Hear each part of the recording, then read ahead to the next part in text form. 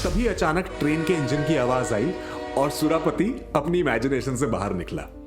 उसने देखा कि ट्रेन अब धीरे धीरे चलनी शुरू हो गई है और वो वापस प्रेजेंट में आ गया और उसने देखा कि अचानक कोई आदमी उसके कंपार्टमेंट में दाखिल हुआ है और उसके सामने वाली सीट पर बैठने लगा है।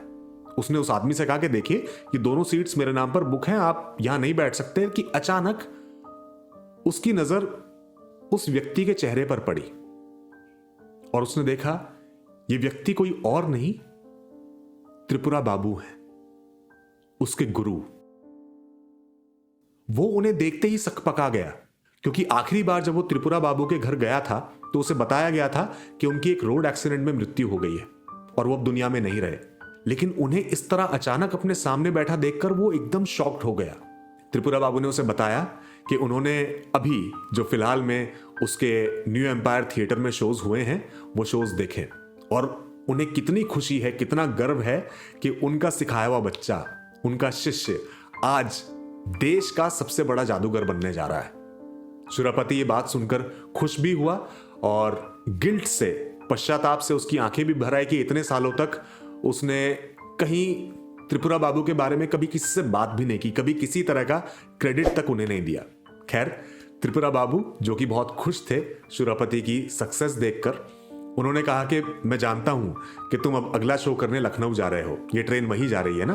तो सुरापति ने कहा जी हाँ, मैं अब मेरा अगला शो लखनऊ में है, पहली बार मैं बंगाल के बाहर परफॉर्म करने जा रहा हूं। तो त्रिपुरा बाबू ने उससे कहा कि सुरापति मैं बहुत खुश हूं तुम्हारी कामयाबी को देखकर और मुझे मालूम है तुम आगे और ज्यादा कितने कामयाब होने वाले हो, लेकिन एक बात तुमसे कहना चाहूंगा कि तुम असल मायने में अभी तक जादूगर नहीं बने हो। जादू सिर्फ ट्रिक्स और टेक्निक्स नहीं है, जादू खेल है कंसंट्रेशन का, फोकस का, पेशेंस का, जो अब तक तुम में नहीं आया है।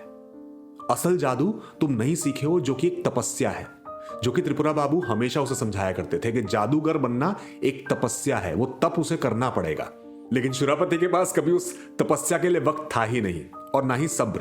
तो त्रिपुरा बाबू ने उससे कहा कि कोई बात नहीं, तुम जैसे भी जादूगर हो, लेकिन मैं बतौर जादूगर, बतौर तुम्हारा गुरु, इस दुनिया को एक बार, सिर्फ एक बार असल जादू, रियल इंडियन मैजिक दिखाना चाहता हूं। तो सुरापति ने उनसे कहा कि आप मुझे बताएं मैं आपकी कैसे मदद कर सकता हूं।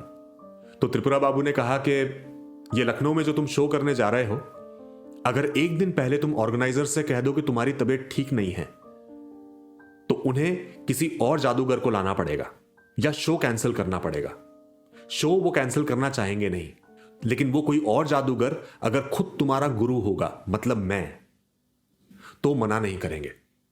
सुरापति ये बात सुनकर एकदम हैरान हो गया। उसने कहा कि आप जानते हैं आप क्या कह रहे हैं, ये शो मेरे लिए कितने मायने रखता है।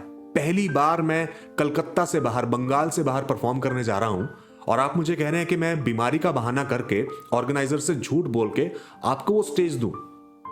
त्रिपुरा बाबू ने कहा कि देखो सुरापति, मैंने तुम्हें इतना कुछ सिखाया, इतना कुछ बताया, उसके एवज में सिर्फ ये एक चीज तुमसे मांग रहा हूं ताकि मैं वाकई में जो असल जादू है वो ऑडियंस को दिखा सकूं, वो लोगों को दिखा सकूं। लेकिन सुरापति बिल्कुल नहीं माना। तो त्रिपुरा बाबू ने उसे समझाया कि सुरापति, तुम जानते हो कि अगर मैं ऑडियंस में बैठकर चाहूं तो किसी भी जादूगर को फेल कर सकता हूं, उसकी किसी भी ट्रिक को फेल कर सकता हूं। तो मुझे मजबूर मत करो कि मैं लखनऊ में तुम्हारी ऑडियंस के बीच बैठकर तुम्हारी वो सारी ट्रिक्स, वो सारी टेक्निक्स में फेल कर दूं। सुरापति ने कहा कि आप मुझे ऐसे धमकी नहीं दे सकते और आप ऐसे किसी भी जादूगर को फेल नहीं कर सकते। उन्होंने कहा अच्छा, तुम्हें वाकई में इतना कॉन्फिडेंस है? सुरापति ने कहा बिल्कुल, आप कोई भी ट्रिक आजमा कर देखिए। तो त्रिपुरा बाबू ने अपनी जेब से एक ताश की गड्डी निकाली और उस गड्डी को सुरापति के सामने करके कहा, इसमें से 3 इक्के निकालो। हम सब जानते हैं ताश की गड्डी में 4 इक्के होते हैं और 3 इक्के निकालना सुरापति के लिए कोई बड़ी बात थी नहीं, बल्कि ये तो वो पहली जादू की ट्रिक थी जो उसने कॉलेज के दिनों में अपने आप से सीखी थी। तो इस पर तो उसका हाथ पूरी तरह से सेट था। तो सुरापति ने तुरंत कार्ड्स को छूना शुरू किया, उन्हें समझना शुरू किया और जैसे ही उसने कार्ड्स को छूना शुरू किया उसे एहसास हुआ उसकी उंगलियां सुन्न पड़ने लगी हैं, नम होने लगी हैं। उसे समझ नहीं आ रहा था कि वाकई में वो पत्तों को छू रहा है या किसी और चीज को। और उसकी ट्रिक पूरी तरह से फेल हो गई। त्रिपुरा बाबू ने उसकी आंखों में देखते हुए कहा, देख लिया, मैं चाहूं तो तुम उस स्टेज पर कुछ नहीं कर पाओगे। तो बस एक शो के लिए, लखनऊ में उस शो के लिए तुम मुझे वो स्टेज दे दो। शूरापति के पास अब कोई चारा नहीं था। वो अपने गुरु के सामने बैठा था जिनसे उसने सब कुछ सीखा था, और वो डर भी गया था कि वाकई में अगर इन्होंने वहां लाइव शो में मेरे साथ कुछ ऐसा कर दिया तो मैं पूरी तरह से बर्बाद हो जाऊंगा। तो शूरापति ने कहा कि ठीक है, मैं आपको लखनऊ का वो स्टेज दूंगा, लेकिन आपको मुझे वो सिक्के और अंगूठी वाली ट्रिक, वो कॉइन और रिंग वाली ट्रिक जो आपने उस शादी में, गौतम की बहन की शादी में की थी, जब मैंने आपको अपना गुरु स्वीकारा था, वो ट्रिक सिखानी पड़ेगी जो आपने मुझे कभी नहीं सिखाई। त्रिपुरा बाबू ने कहा कि ठीक है, मैं वो ट्रिक तुम्हें सिखाऊंगा, और ये डील अब तय रही कि लखनऊ में तुम्हारी जगह मैं परफॉर्म करूंगा। तो बस ये कहते ही त्रिपुरा बाबू ने अपनी जेब से सिक्का निकाला, अपनी अंगूठी निकाली, और अब स्टेप बाय स्टेप तबीयत से शूरापति को वो कॉइन और रिंग वाली ट्रिक सिखानी शुरू की। और तभी अचानक कंपार्टमेंट में अनिल आया और उसने देखा कि शूरापति सो रहा है और अजीब अजीब सी आवाजें निकाल रहा है, और उसका माथा पूरी तरह पसीने से भरा हुआ है। उसने उसे हिलाकर जगाया तो शूरापति अचानक से नींद से जागा और त्रिपुरा बाबू का नाम लेने लगा। अनिल को समझ नहीं आया कि त्रिपुरा बाबू कौन है और ये शूरापति बाबू इतने घबराए हुए क्यों हैं। लेकिन शूरापति को समझ में आ गया कि ये सब कुछ एक सपना था। त्रिपुरा बाबू ने उसके सपने में आकर उसे वो ट्रिक सिखाई जो हमेशा से वो उनसे सीखना चाहता था।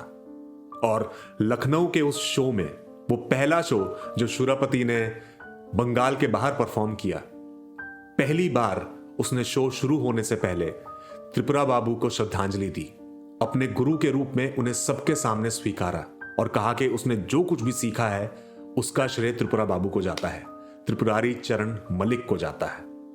और उस शो के आखिर में, अंत में, उसने वो कॉइन और रिंग वाली ट्रिक सबके सामने परफॉर्म की, और तालियों की गड़गड़ाहट के बीच उसने उसे नाम दिया द रियल इंडियन मैजिक।